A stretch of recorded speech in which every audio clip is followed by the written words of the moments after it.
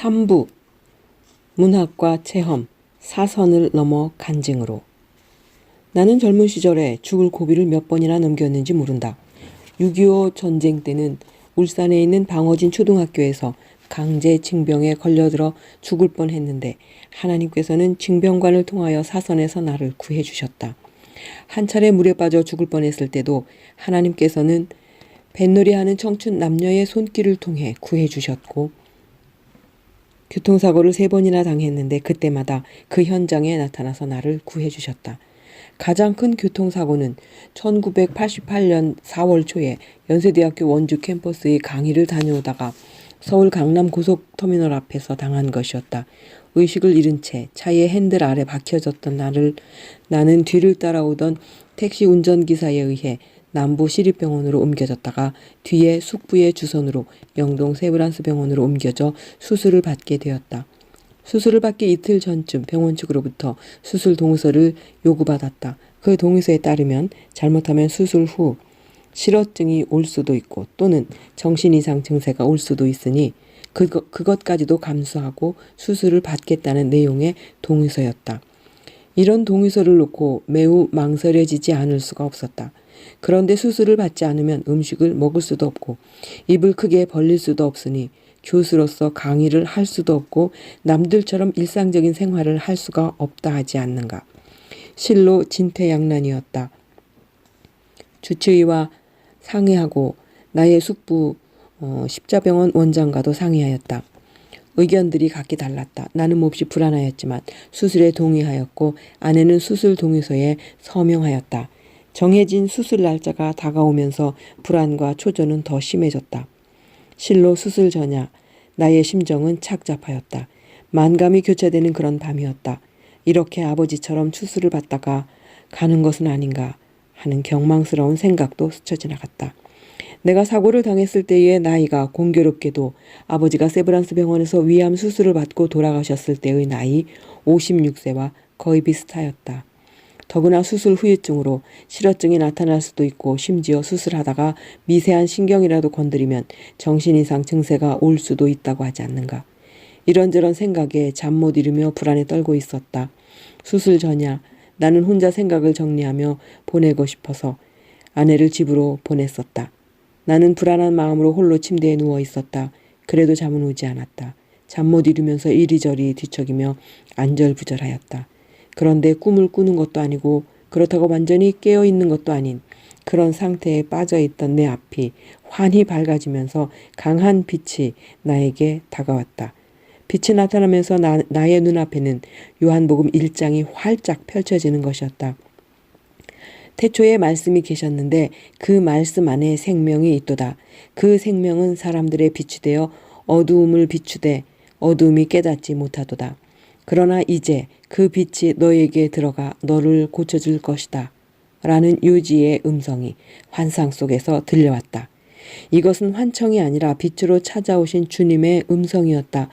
자유로운 주님의 음성이 틀림없었다. 이 음성을 듣는 순간 나의 마음에서는 불안이 안개처럼 사라지고 고요한 호수처럼 평온해지는 것이었다. 나는 언제 어떻게 잠들었는지조차 알 수 없을 정도로 편안하게 잠이 들었다가 아침 6시경 잠에서 깨었다. 아침에 잠에서 깨어났어도 수술을 받는 것이 하나도 두렵지 않았다. 수술을 받은 후 나는 11시간가량 수술을 받았다는 것과 수술이 잘 되었다는 것을 전해 들었을 뿐이었다. 그런데 이상한 것은 11시간에 머리 수술을 받았지만 그렇게 머리가 맑을 수가 없고 아픈 징후라고는 온몸 어디에도 없었다. 지금까지도 후유증은 전혀 없다. 나는 이런 사고가 있기 전에는 간증이라는 것을 싫어했다. 그러나 하나님의 임재 체험을 한 이후로는 나의 신앙은 사선도 두렵지 않다는 체험 신앙으로 바뀌었다. 거짓 없는 간증은 귀하다. 체험의 양태는 다양하겠지만 체험은 신앙에 있어서뿐만 아니라 문학에 있어서도 가장 기본이 된다. 작가의 내적 체험, 십자가의 고통에 상응하는 체험과 그 고통을 통해 찾아오시는 하나님의 임재 체험 없이는 감동을 주는 진실한 작품을 쓸 수가 없다고 나는 생각한다. 그런 의미에서 여러 번 내가 겪은 고통은 십자가의 진리로 다가가는 하나의 길이요 통로로서 창작의 원천이 되었다. 시란, 문학이란 체험과 상상력이 절묘하게 조합되어 잘 직조된 천과 같은 것이라 할 수 있다. 그 천을 가지고 어린아이를 위한 옷을 만들 수도 있고 어른들을 위한 옷을 만들 수도 있다. 천을 일단 만들어내면 그걸 가지고 여러 가지 형태의 옷을 고안해낼 수가 있는데 그것은 순전히 의상 디자이너의 선택에 달려 있는 것이다. 그렇듯이 시라고 하는 옷감을 가지고 어떤 옷을 짓던 그것 시인의 몫이요 선택이라 할 수 있다. 중요한 것은 어떤 종류의 옷이냐가 아니라 시라 하는 옷감, 좀 더 구체적으로 말해서 그 옷감을 이루는 소재들인 실과 같은 체험과 상상력이라 할 수 있다. 왜냐하면 실이 없으면 어떤 옷감도 짜낼 수 없기 때문이다.